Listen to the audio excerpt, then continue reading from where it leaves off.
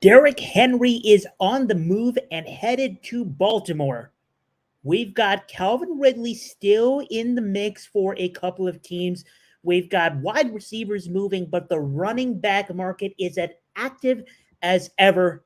And we've got players beefing on Twitter over NFL free agency. We are getting wild in 2024 NFL free agency, and we're here to cover the first couple of days. This is Player Profiler Today, Tuesday, March 12th, 2024 edition, starting now.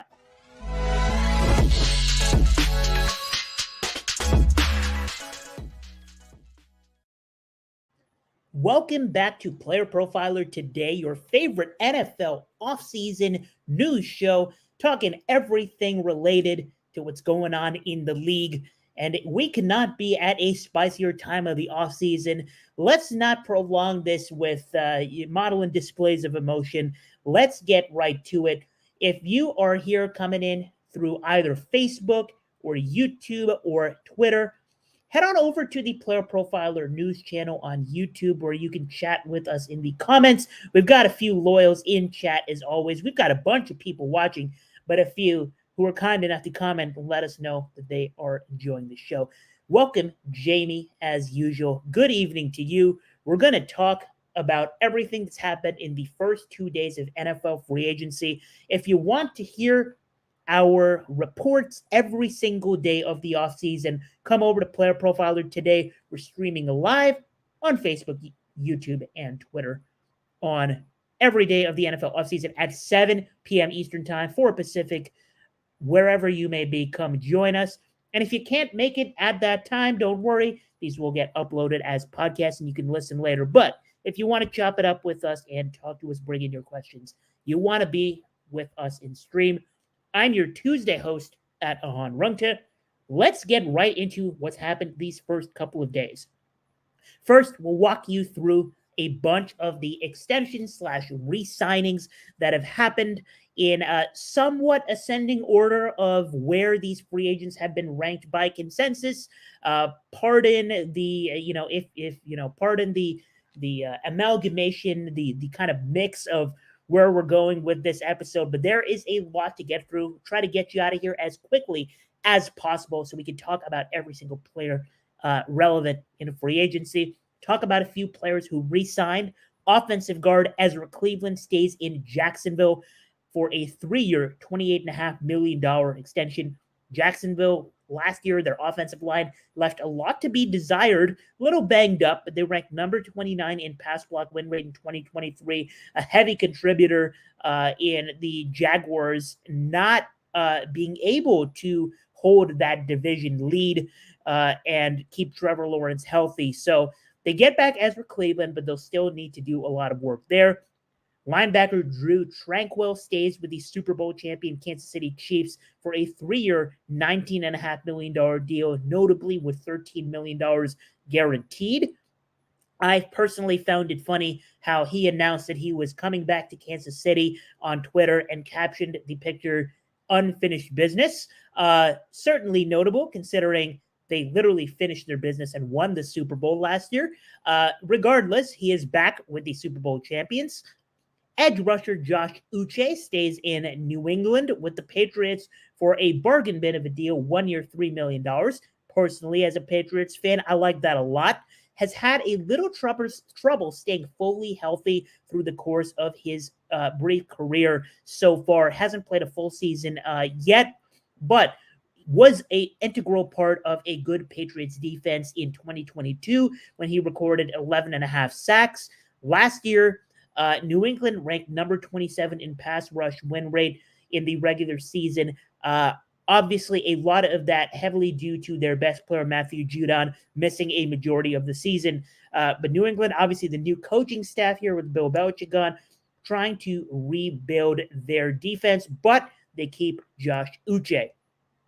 Cornerback Kenny Moore stays in Indianapolis with the Colts for a 3-year, $30 million extension, which makes him now the highest paid nickelback in NFL history. Just an okay deal overall here. I mean, Kenny Moore, none of his numbers really pop off the page. Had a lot of poor weeks where he gave up heavy damage for an Indianapolis Colts defense that was just not great by any metric last year. It is what it is, but good for him. Gets his $10 million per year extension. Speaking of the Indianapolis Colts, they also re-signed defensive lineman Grover Stewart for a 3-year, $39 million extension. Next up, Kevin Dotson, the offensive guard, stays with the Los Angeles Rams for 3 years, $48 million. The Rams, of course, made it back to the playoffs last year, which surprised many of us given their aging players, the lack of belief in Puka Nacua being immediately as elite of a player as he was. The Rams seem to continue to be in the mix of the NFC, and good for them re-signing Kevin Dotson. The Buffalo Bills, who ranked number 4 in pass rush win rate and number 15 in run stop win rate last year, re-sign a couple of key defensive linemen. Daquan Jones stays in Buffalo for a 2-year deal. The exactitudes of that contract are still pending. Edge rusher AJ Epinesa stays in Buffalo for a 2-year deal with a maximum total of $20 million. Moving on to more AFC contenders, a team we will talk about extensively tonight. The Houston Texans started off with re-signing Dalton Schultz. Schultz last year, of course, has a solid season, and he was one of the guys that we were uncertain what to do with in fantasy. Just as an overall athlete, as a player, as a talent, nothing really jumping off the page in his profile, and it was clear that he would need the Houston Texans offense to be clicking on all cylinders to have much fantasy value at a position where you kind of need to be a standout talent if you're going to have fantasy ceiling games. Luckily, though, CJ Stroud, absolutely that man in his rookie season, and Dalton Schultz ends up number 7 at the position in air yards, number 6 in red zone targets, number 12 in yards per reception, and surprisingly, only 1 regular season drop, according to his PlayerProfiler metrics. So Dalton Schultz had himself a nice little season and will stay for a 3-year, $36 million deal for, shall I say, an AFC contender. Speaking of teams that made the playoffs last year, the Cleveland Browns have put in some work. Starting with edge rusher Za'Darius Smith, he re-signs in Cleveland for a 2-year, $23.5 million deal. Cleveland, arguably the best defense in the NFL last year, specifically number 2 in pass rush win rate. So they get back a key piece there as they continue to build on that elite defense, obviously led by the man himself, Myles Garrett. Speaking of more NFC teams that, speaking of NFC teams, more teams that made the playoffs. How about the Tampa Bay Buccaneers and the type of story they had last year? Many people thought they were going to be eyeing a top 3 NFL draft pick, but instead they make the playoffs thanks to the double-headed monster of Baker Mayfield and Mike Evans, but also their defense performing well when it mattered, and a key part of that, the veteran Lavonte David. Lavonte David stays in Tampa Bay for a brief 1-year deal for $10 million, but the big boys here, Baker Mayfield gets his bag, stays in Tampa Bay for 3 years, $115 million, and the Tampa Bay Buccaneers said, while we're at it, let's keep the alpha at any cost, and they keep Mike Evans, the future Hall of Famer, for 2 years, $52 million. Now we are starting to get into a little bit more of the more relevant names in the NFL, more of the big boy names, and a sneaky big boy name, one of the top free agents at his position, Andre James, stays with the Las Vegas Raiders for a 3-year, $24 million deal. We will briefly discuss the Las Vegas Raiders, the kind of offseason they're starting to have. More on the Patriots. The Patriots had a flurry of bringing guys back. Safety Kyle Duggar, one of the guys who got tags. We discussed this last week. Kyle Duggar stays in New England with a transition tag of 1 year, $13.8 million. But the big names in true free agency, tight end Hunter Henry, who's approaching 30 years old. He's going to stay with the Patriots for 3 years, $27 million. Mike Gesicki is out of town. We will see what else they do with that position. But for now, that's Hunter Henry's spot. And offensive lineman Mike Onwenu stays with the Patriots for 3 years, $57 million. The Patriots, not a team that's going to be super fantasy relevant unless they hit the draft early, especially with their number 3 overall pick in the first round.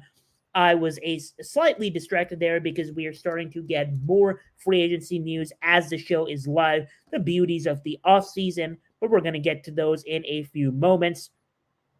More on players who re-signed. Tight end Noah Fant, a guy that I have valued highly over the last few years, a guy that I feel has untapped potential, a guy who I made the thumbnail for Player Profiler today just a couple of weeks ago.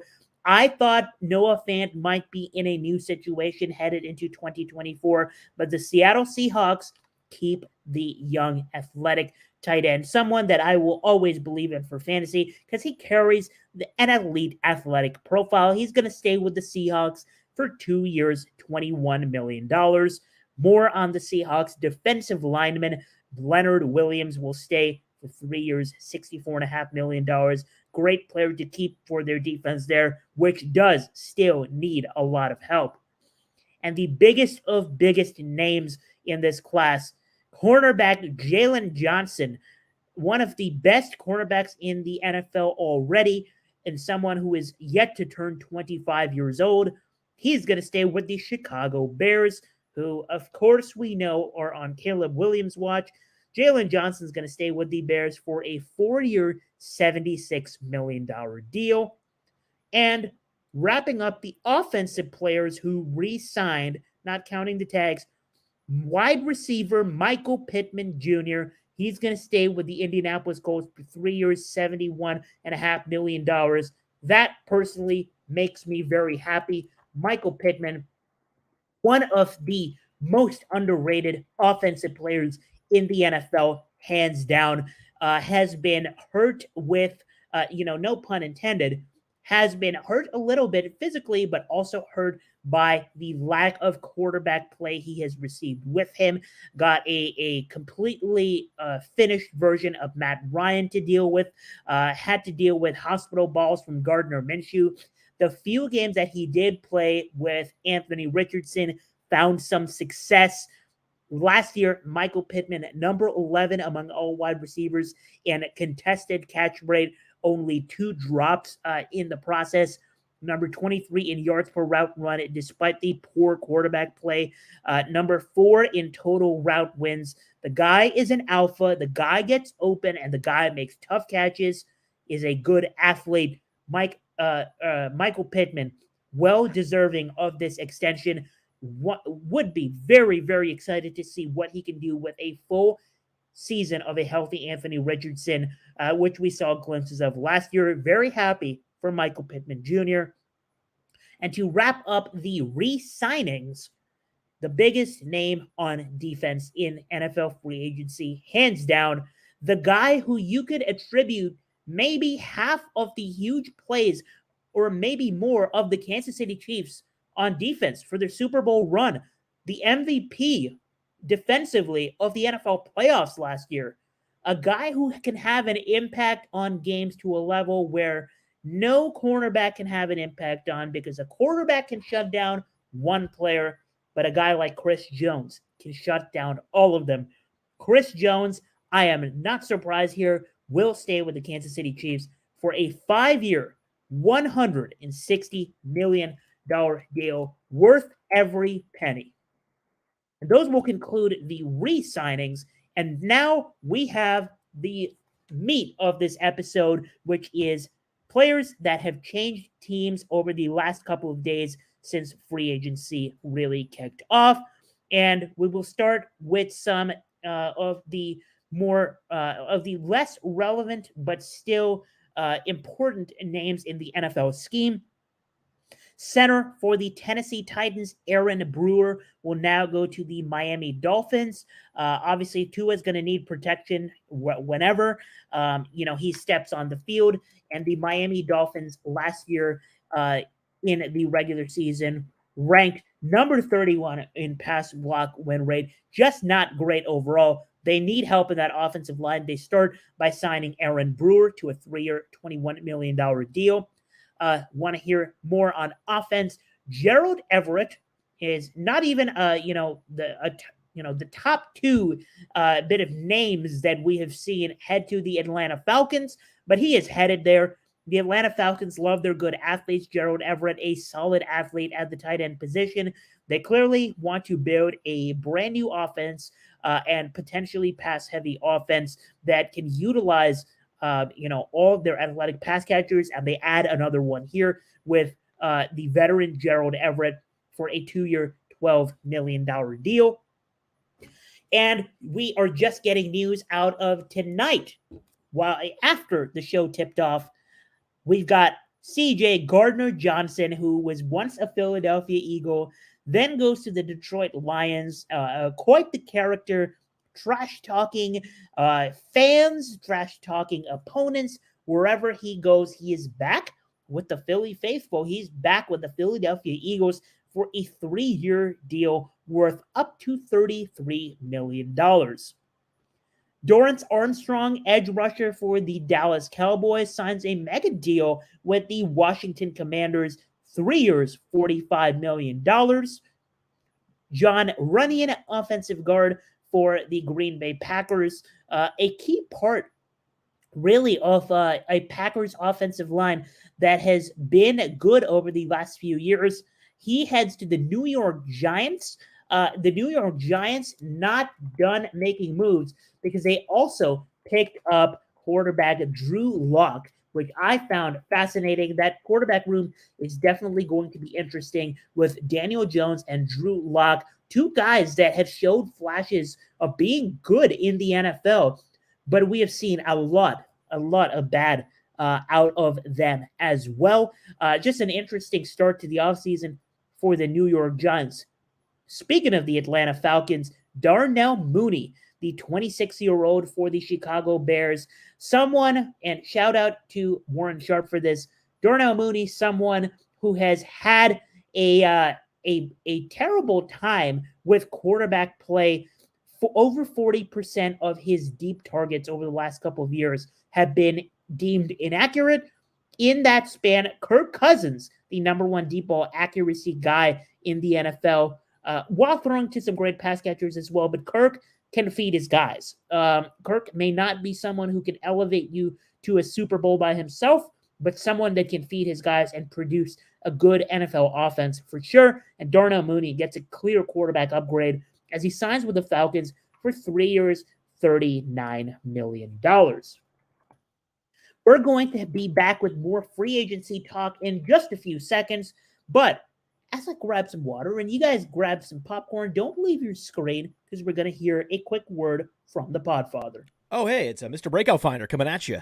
The Breakout Finder features 3 key tools: a database of metrics that include speed score, college dominator, breakout age, but also Breakout Finder only stats like dynamic score, level of competition, teammate score. All of these things are part of the overall Breakout Finder algorithm that pinpoints the probability that a player will break out. Everyone's talking about my model does this and my model does that. Well, we give you the data points that go into the model. We have a feature that lets you compare players, and then we give you the precise probability of every wide receiver, every running back, sorted and filterable by class year. So when I'm talking to my friends and I need to show them why I'm so bullish on player X, I pull out the Breakout Finder and bam, there he is.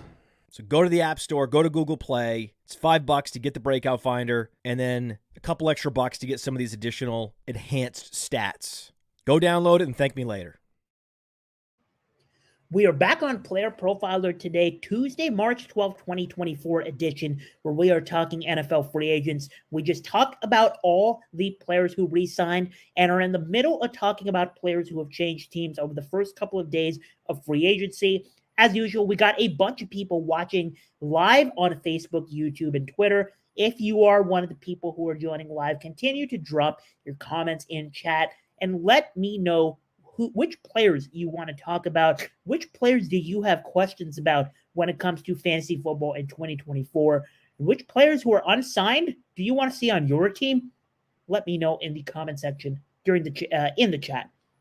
We just talked about Darnell Mooney heading to the Atlanta Falcons along with Gerald Everett. Moving on, heading over to the defense, we've got Blake Cashman, linebacker, 27 years old, heads to the Minnesota Vikings for 3 years, $25.5 million. The Vikings, a team that also signed Sam Darnold to a 1 year, $10 million deal, most likely to be the starter for a year in Minnesota.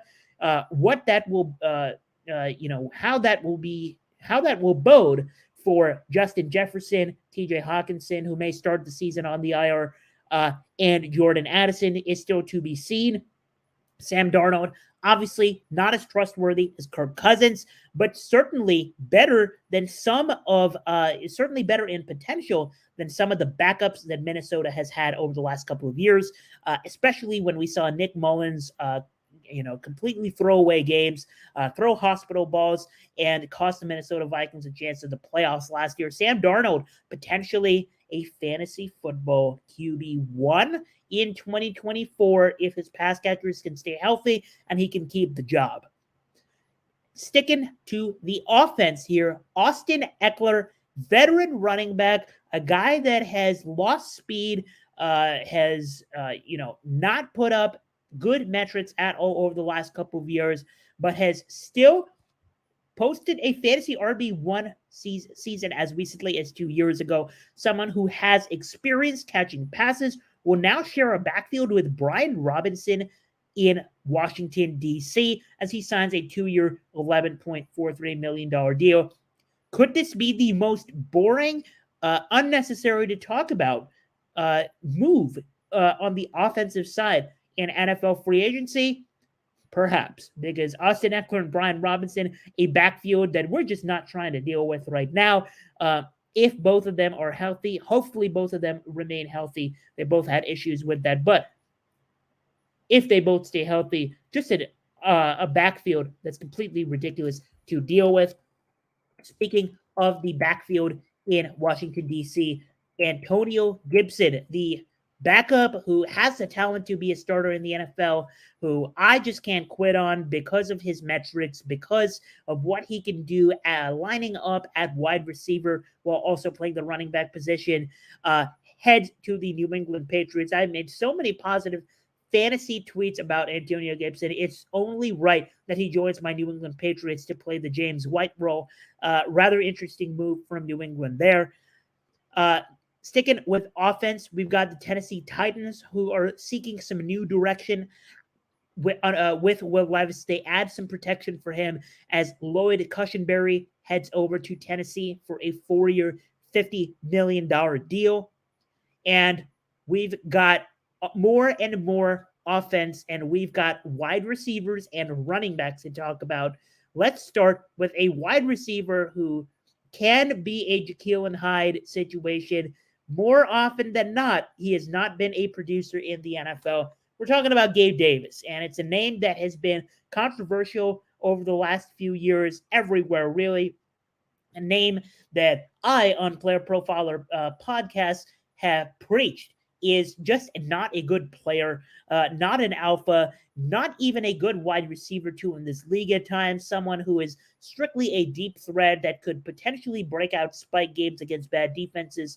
He is headed to the Jacksonville Jaguars, and whether or not that means that the Jaguars will re-sign Calvin Ridley or not is still to be seen.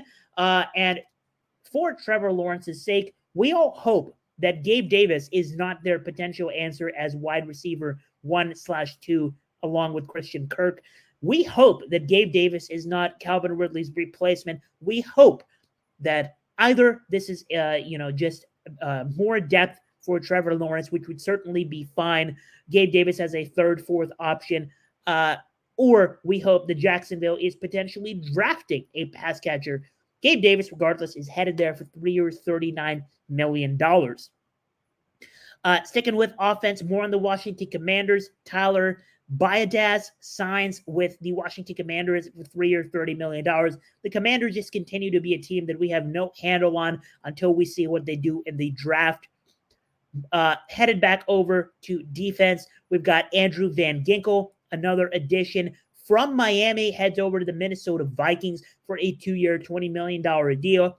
By many accounts, a top 50 free agent in the 2024 class. So a good addition for Minnesota there as they look to improve that defense. We also have on the defensive side, the Carolina Panthers, just a terrible football team overall. Getting rid of Brian Burns via trade, not getting a whole lot, a couple of late picks. They sign Josie Jewell, take him from the Denver Broncos, get him on their squad for 3 years, $22.75 million. We have a question in the chat from Jamie with Jerry Jeudy going to the Cleveland Browns. Which Denver player do you want to see as fantasy assets this season? Great question, Jamie. Let's not forget Jerry Jeudy, or as many like to call him, Jerry, just a guy. Jeudy traded from the Denver Broncos to the Cleveland Browns as an adjacent storyline being Russell Wilson headed to the Pittsburgh Steelers, something that I have not addressed on tonight's show yet, but a great question. Jerry Jeudy, by the way, somehow potentially getting a quarterback downgrade as he goes from Russell Wilson to current Deshaun Watson, who was simply one of the worst starting quarterbacks in the league last year per advanced metrics. So the question here is, which Denver players do you see as fantasy assets this season between Courtland Sutton, Marvin Mims, Greg Dulcich, and Tim Patrick? Do they draft a wide receiver? Jamie, I will say this. If I was the Denver Broncos, I would draft a pass catcher.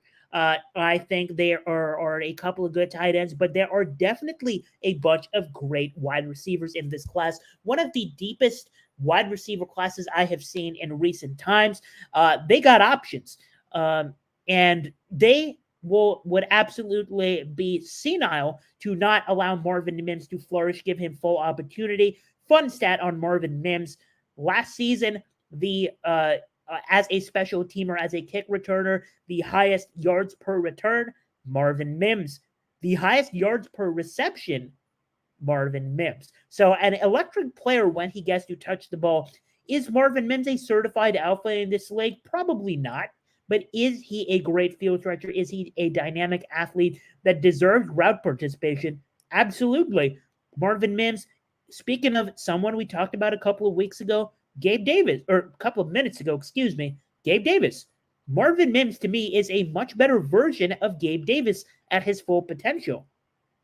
Marvin Mims is someone I absolutely want exposure to in best ball. If you are drafting as early as March, which I will be doing, perhaps later this week, I will start drafting underdog teams. Marvin Mims is someone I want a lot of exposure to now, especially if they do not add a wide receiver and, in this offense this year, and decide to instead get, improve at quarterback with Russell Wilson out of town and give Marvin Mims a real role, because Marvin Mims is the second best player in this Denver Broncos offense after Courtland Sutton. Speaking of Courtland Sutton, Sutton is always a guy I want a lot of. He's, to me, has always been a value. We talk about Tyler Lockett continuing to find success at his value. Courtland Sutton is not someone who has ever cleared his ADP by a lot, but always seems to get the job done in best ball formats just because he is one of the best red zone targets there is. It's just that he keeps getting involved in poor offenses. I think the Denver Broncos have a lot of potential to up their overall offensive game this year, and I like both Sutton and Mims. Tim Patrick was a player that I loved a lot a couple of years ago before the ACL tear. It seems like he will stay with Denver, but Tim Patrick, not someone that I want a whole lot of exposure to solely because, or he's not someone that I will be drafting solely because he is a top 3 option on the team, because that's not how you should draft. Players can get faded away by players with better talent and better health, and I think that could be the case with Tim Patrick, someone that I was very high on a couple of years ago, but not in the year 2024. Greg Dulcich, just a player that I loved coming out of college, and someone that I drafted a lot of in his rookie season. And then, of course, he sees a bunch of injuries. Greg Dulcich, his best comp on Player Profiler, on his athletic profile, is David Njoku. And I discussed this with Noah Fant the other day, which is you want to get guys with elite athletic profiles, you go ahead and just get them and hope for the best, because long term, you will profit that way. In dynasty formats, Greg Dulcich, not 24 years old yet. I love Greg Dulcich. Is his 2024 season going to be perhaps reminiscent of Noah Fant, and he won't reach his full potential because of the question marks the Broncos have on offense? Absolutely yes. So to answer your question, Jamie, the only player that I am definitely going to be higher on than ADP over the course of this offseason, unless I see more, is Marvin Mims. Love him in 2024. Jamie also says Dulcich has had a few top 5 and top 10 weeks. That's why, Jamie, you just justified why I had a lot of Greg Dulcich exposure in 2023, especially in best ball format, because he has that ability, and I regret none of those decisions. This guy is going to be a good player. He just needs to get a good offense, or rather, he's going to be a fantasy relevant player because he's already a good player. So that's my take on the Denver Broncos. Go get yourself some Marvin Mims. Finishing off these re-signings, let me know if I forgot someone or if some news has dropped during the filming of this episode. I'm going to try to get y'all out of here in a few minutes and get to these big names really quickly. We have got to talk about the Houston Texans. I'll just go out and say it. The Houston Texans are Super Bowl contenders in 2024. They have signed Danico Autry, taking him from the Tennessee Titans, the defensive lineman, and paid him 2 years, $20 million. They have taken another linebacker from the Tennessee Titans, Azeez Al-Shaair, and signed him for 3 years, $34 million. And earlier today, they signed Danielle Hunter, one of the league's most reputed edge rushers, arguably top 5 player overall in this draft class. They have got him to Houston for 2 years, $49 million, with $48 million of those guaranteed. And not to mention, perhaps the most insignificant of their moves, they did go ahead and sign Joe Mixon, especially for that goal line work. I mentioned this on my Twitter earlier today. For fantasy reasons, Joe Mixon has got to be thanking whatever he prays to, because Joe Mixon dynasty owners have just caught a break. Alarm sounds? Alarm sounds. Where are my alarm sounds when I need it? This soundboard is huge.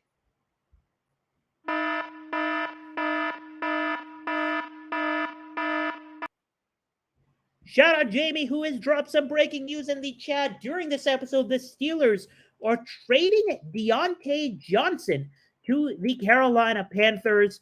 I'm going to go ahead and look up what. And, we've got more news as well, which is Chiefs cornerback. Did I say cornerback? Quarterback Patrick Mahomes, the best player in the NFL, will be restructuring his contract to create an additional $22 million worth of salary cap space.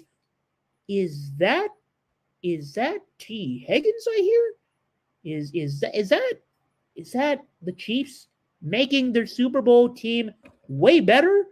Like I said it was going to be 2 weeks ago? Shout out to Patrick Mahomes doing everything he can to improve his team. But Deontay Johnson, the big news out of this show, and I see a lot of posts on Twitter, captioning this as Bryce Young has a new weapon. I've got to say it. I'll put it out there. I'll say it before anybody asks. Deontay Johnson is a good player. He is not one of the best wide receivers in the NFL. He's not a game changer like a Jamar Chase or a Justin Jefferson or even an A.J. Brown for that matter. But Deontay Johnson is a good player, someone you can pair with Adam Thielen and do a lot of good things. But unless Bryce Young actually realizes how to play in the NFL, I'm not sure it's going to matter much for the Carolina Panthers, but perhaps a good fantasy landing spot for volume purposes. I like Deontay. I like Deontay Johnson as a consistency guy, not much for a ceiling. Jamie says Higgins to the Chiefs would be criminal. It would absolutely be criminal for everybody else in the NFL. The Kansas City Chiefs are already the best team in the NFL. Nothing that has happened so far in free agency makes me believe that anybody is on the Chiefs level. And if they add T. Higgins, they might be complete and utter chalk to win the Super Bowl the entire season. Anthony says that the deal happens to be Deontay swap Johnson and Jackson 5th or 6th round picks. Let me go ahead and verify my sources on that. Deontay Johnson apparently wanted out. So the deal is that they've traded Deontay Johnson of the Carolina Panthers for cornerback Dante Jackson, and the team swapped draft picks in the deal in the 5th and 6th rounds. Honestly, I can say with confidence that this improves the Carolina Panthers, but not by enough. So I'm gonna keep it at that. Shout out Deontay Johnson for being an under the radar good player pretty much his entire career. I will stick with the he's better than George Pickens agenda, but this is not wake and take. You're not here for my emotions. You're here to hear some more NFL news. So we're going to get on with that. More top players getting moved at during free agency. Brian Burns, of course, traded to the Giants. I covered that a few minutes ago. And yes, thank you, Anthony, in the chat. Anthony, an OG of these streams. Glad I was accurate. Thank you for helping prompt us breaking this news on the live stream. Another big name on defense, Christian Wilkins, defensive lineman, heads from Miami. More big names that Miami loses. He heads to the Raiders for a 4-year, $110 million deal. Which brings up another quarterback who moved to Las Vegas as well, which is Gardner Minshew. He is going to sign a 2-year, $25 million deal with the Las Vegas Raiders. I am going to be honest, I have no clue what the Raiders' game plan is. If someone in the chat does, be my guest. We can chop up about it. I sincerely don't know if there is a direction for the Raiders that makes complete sense right now. They're obviously not going to win the division. They would be, I would say they're not going to make the playoffs.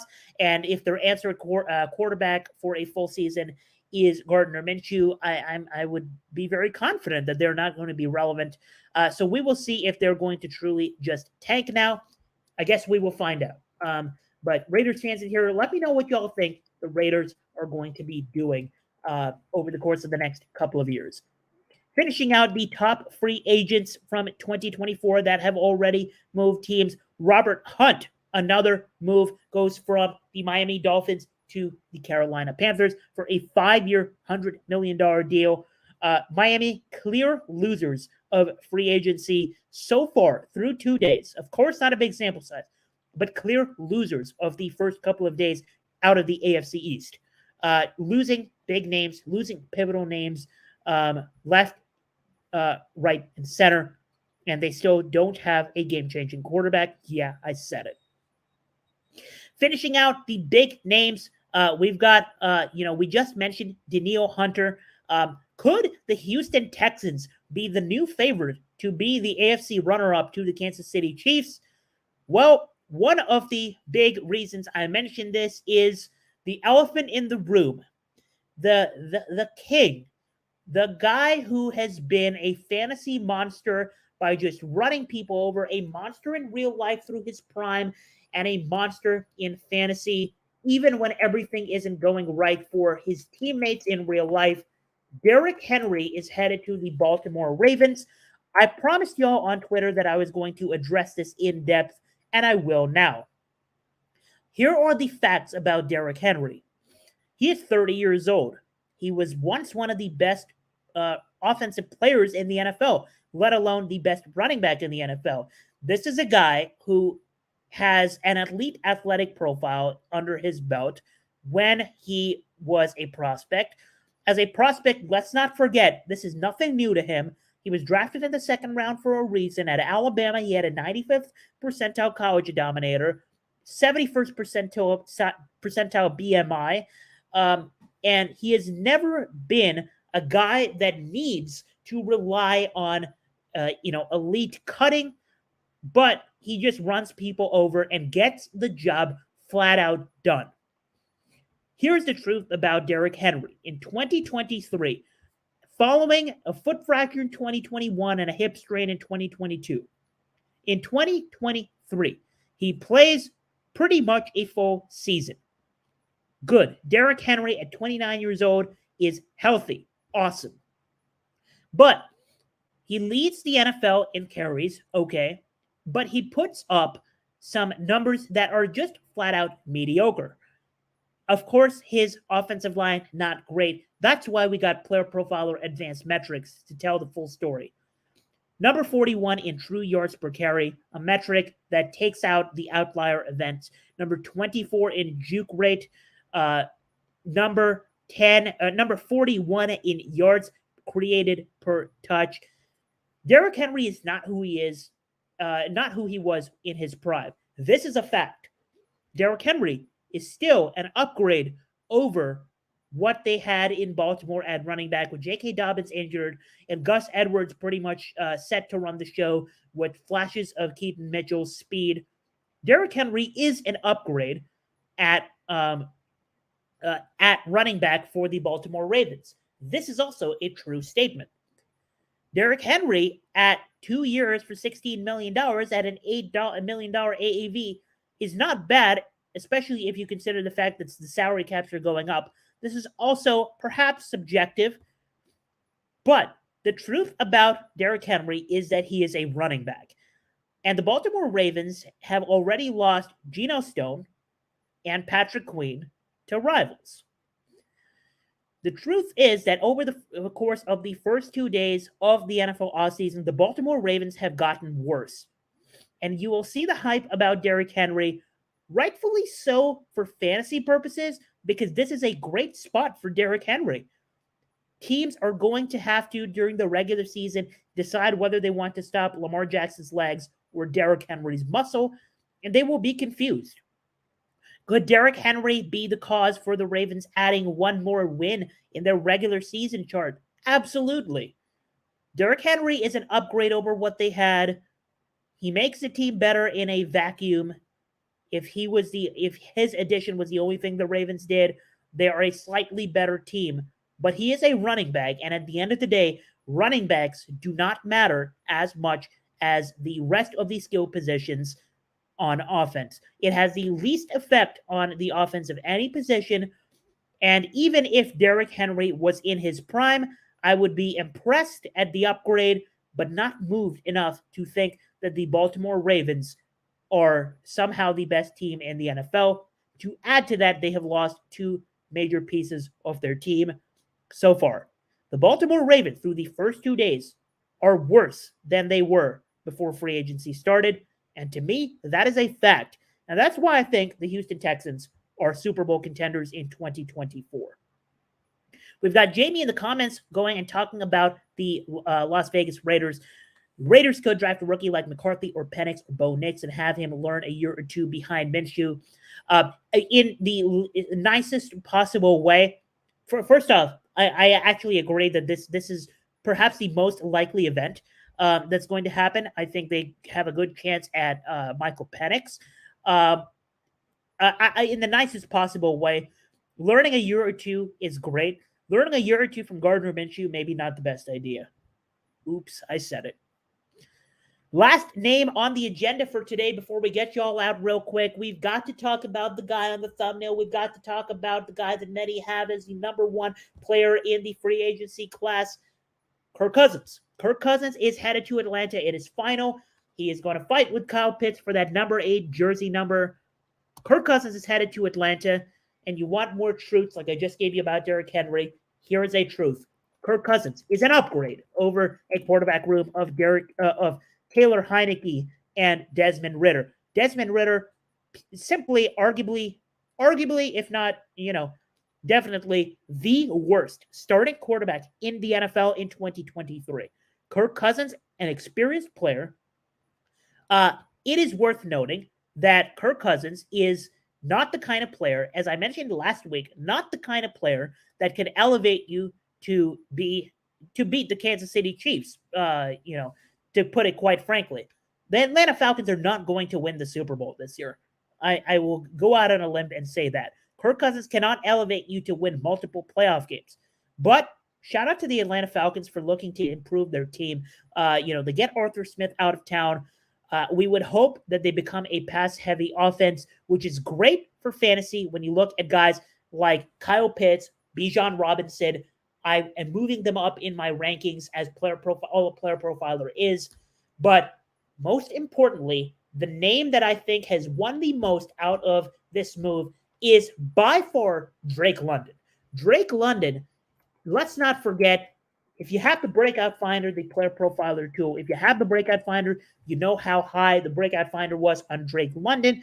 This man is a good NFL player, not yet 23 years old, 71st percentile college dominator, 83rd percentile college target share. He is an alpha in the NFL, a wide frame, good route running, has become an underrated player just because we haven't seen him get a good quarterback.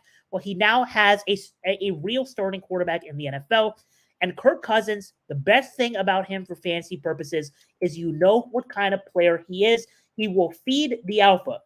When Justin Jefferson was off the field, Kirk Cousins made sure he fed his best player on the field. In many cases, that was T.J. Hawkinson. With T.J. Hawkinson off the field, he made sure Justin Jefferson was seeing double-digit targets. The best player in this offense is Drake London. He's the most impactful player. He's a big play threat. Drake London is the biggest winner on offense in the NFL free agency, in the pool of NFL free agency moves over the next couple of days. Drake London, potential top 10 fantasy wide receiver in 2024. Ladies and gentlemen, boys and girls, we spent almost 50 minutes on this fine Tuesday night talking about the first couple of days of NFL free agency. As usual, if you want to join our streams every night, whenever you're free at 7 p.m. Eastern Time, we're on Facebook, we're on the Player Profiler News YouTube channel, and the Player Profiler Twitter, Profiler_NFL. Join us in stream so that you can chop it up just like Jamie and Anthony in chat all night tonight. If you're listening on podcast, join my other beautiful co-hosts every single day of the offseason. I'm your Tuesday host at Ahan Rungta. Let's see what the next blockbuster in NFL free agency is. I personally will see you next Tuesday, but we will see you next week. We will see you, Somehow I messed that up. We will see you tomorrow, Wednesday, March 13th, for more NFL free agency on Player Profiler Today. Hey, I want to take a moment to thank you for tuning in. It's important to me that all of our media be free. This is only possible because of you allowing a true independent sports media enterprise to thrive unlike any other in the business. So please subscribe to the All In Package to continue to make all of this possible, to ensure that all of our stats, information, data, content is available to you, especially you, the people that get the site and get the show.